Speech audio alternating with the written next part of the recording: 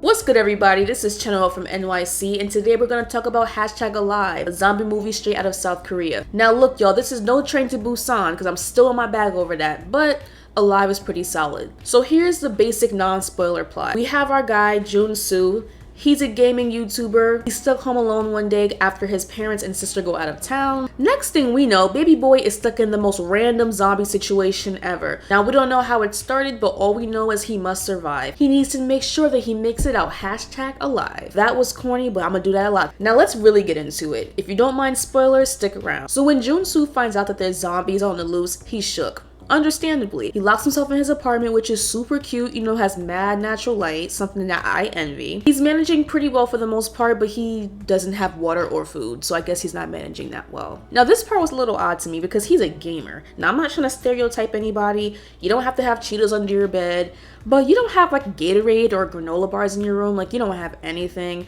If you're a gamer and you're listening to this video, tell me if I'm bugging or not. Anyway, our guy is starving. He has no service, so he can't call his family. He can't play video games. The internet's down. Everything's just messed up. As days go by, he uses his drone to see what's going on without having to leave, which is super smart. And he tries to get some service by attaching his phone and sending it up. Now, when I saw this, I was like, yo, this is so smart. So I actually paused the movie, looked up drones on sale, and then saw the prices.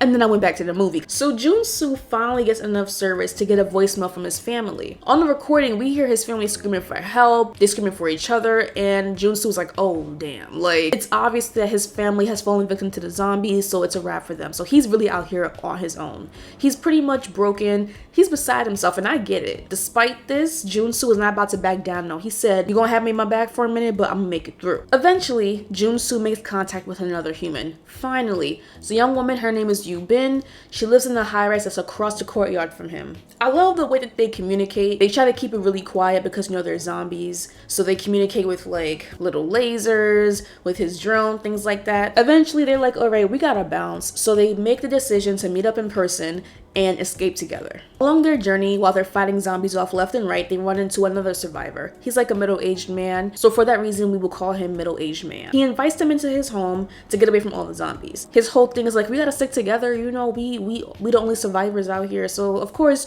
Jun-soo is like, facts, exactly. Bin was like, like, I don't really know about all that, but I guess I'll just go with the flow. Bin, she's on guard. Jun-soo's acting like we go into the Ritz-Carlton hotel. For the first time in weeks, once they get to this dude's apartment, they have access to food and water. But of course, what seems to be this guy's generosity is actually straight delusion. He puts something in their water to make them pass out so he can feed them to his wife. Oh yeah, I didn't tell you. His wife is a zombie and she's chained up in the back. That's the only reason why he wanted them to come up to the crib. So over the course of the rest of the movie, Jun-soo and Bin end up overpowering the middle-aged man. He gets bitten by his zombie wife. He turns into a zombie. Jun-soo and Bin find a gun and they use it. From here on out, it's like, okay, this is not comfortable. We gotta figure something out. They continue to fight zombies until they make it to the roof where they're cornered in the final battle. And while they're pretty much thinking this is the end, a helicopter miraculously comes up out of nowhere, shoots all the zombies, and gets our two protagonists on that helicopter, and they're out. And we're happy. That's pretty much the basis of the movie. It's not horror in nature, it's just like a zombie movie, which I feel like at this point, zombie is just its own category. I have a few questions though, things that came to mind, so let's get into that. Number one, they did not look dirty, not even a little bit. By the time that Bin and Jun-soo made contact, it's been about 2 to 3 weeks. Mind you, he had no water. He wasn't showering. If I were in their position and I didn't have access to bathing for 2 to 3 weeks, like almost a month, they would have thought I was a zombie because I would have looked crazy. Speaking of water, we know that Jun-soo doesn't have much to, drink or eat. He actually ends up drinking some of his parents' alcohol because he needed something. Now, he doesn't take sips here and there. He's not blacking out, but he isn't just a little tipsy. Like, he was a little drunk every once in a while. So my thing is, how was he not dehydrated from that? Or at least a little messed up? Like, he stumbled a little bit. He kind of had like these visions where he thought he saw his mom.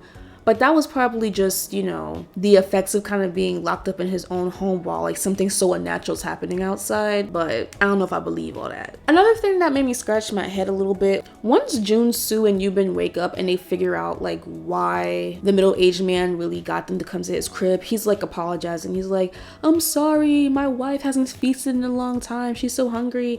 And I'm like, well, what happens when they don't eat? Like, Do they get weaker? Do they starve to death? If that's the case, then how come all zombies are outside just vibing? Because we haven't seen them, we don't see them eat. You really just see the zombies outside run around. We don't see them feast together. So my thing is like, do they die out from hunger eventually? Like, I don't know. I'm just a little curious, but nothing to make me hate the movie.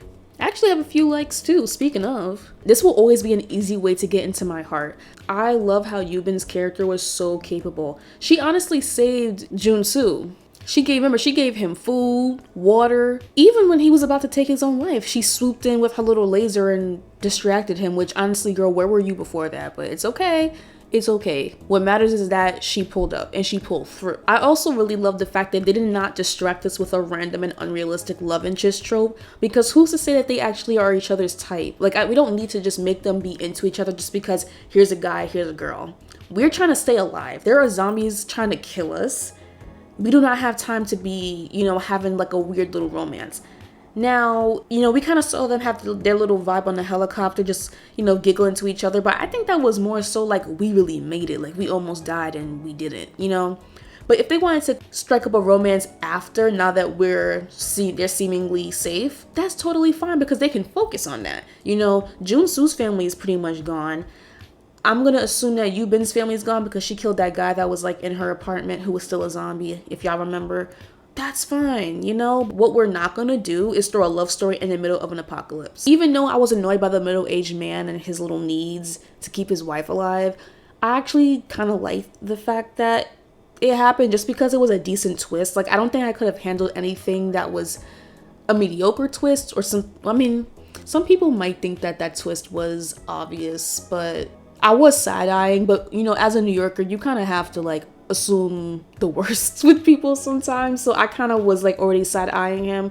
But I like that twist. It wasn't over the top. It didn't last too long. And it helped lead them to the end of the movie. So it worked well in the plot. I don't know if Junsu would have survived this if he did it by himself. If you think so, I would love to hear your opinion. I think he would have gotten far, but it's like, I don't know. Because look what happened. They go to the middle-aged man's crib. He's trying to eat and drink everything. He's not even, like, looking twice. He's just like, oh, thank you, pass the spam. Yubin is looking at it like, yo, chill, like, don't drink the water. And he's like, look, he drank it, we could drink it too. And I'm like, bro, of course they're gonna make you think that. Like, come on now. Whew. So that was a lot. But yeah, I really did like this movie. I'm curious to know what y'all think. My biggest takeaways are I need a drone, I need some binoculars, and make sure I always have like a decent amount of food and water stored away, because you never know what's gonna happen. But yeah, like the movie, simple cast, kept it light, didn't have too many main characters to focus on, and didn't move too slow. I'd love to hear what y'all think, so make sure to like, comment, share, subscribe, all of that good stuff, and I'll see you next time.